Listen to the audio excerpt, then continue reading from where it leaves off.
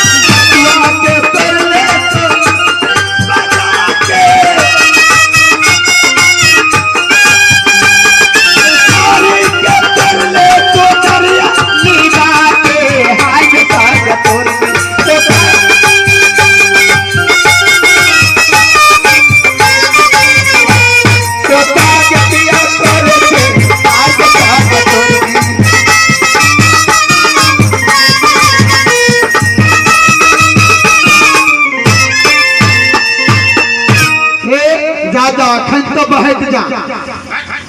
माल जाने से बहिट जा ए कहे ना चल जाएंगे हम देखे से खेत कन्नी कहि जे चल जा तो कहे जो बहिट जा माल जाने वह कहै छी कहे ना चल जाएंगे यदि हम तोरा छोड़ देलियो हो बुझला बहिन के नाम ले रहा तैलक आज जे कही हमर कनिया जे रहितो आरे वाली ताई जो तोरा जे रे ऐसे क के ध दे तो जा छोड़ देलियो तोरा जा चल जा ओ चहरहू में त नहीं होई हो बुढ़ा के लगे बुढ़ा नहीं गेली हमर से नीच है तैलक चढ़ में दिक्कत होई तो कूद जा जा जा तोरा माफ कर दिलियो जा अहिला बा या हो भाईया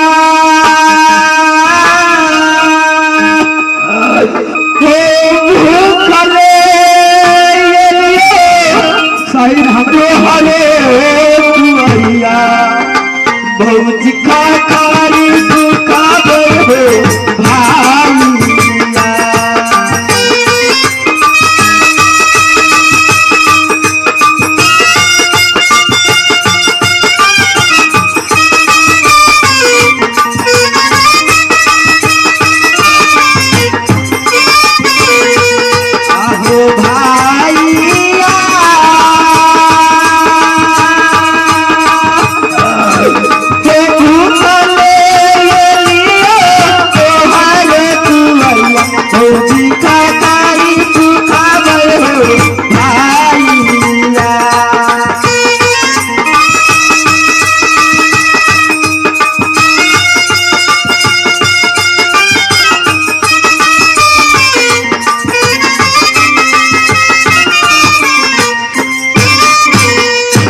भाईया भैया तो खेसारी खेत में साग तोड़ के खाई छा घरे नहीं गेला हा देखा भैया ई घरे गेल छलिया भैया जखनी भौजी देखलक कि हमर ननद दरवाजा पे खड़ी तखनी भौजी ई गोरहा घर गेला ओई गोरहा घर सा एक टोकरी खाखरी उठा के भैया और दूरा पर पसारा और नाचा गवा और फकरा की करे भैया की कहब ए फकरा या करे ए सुख सुख खाखरी नाना आए लागोगा तेरा सुख पार सुख पर सुने लबोगा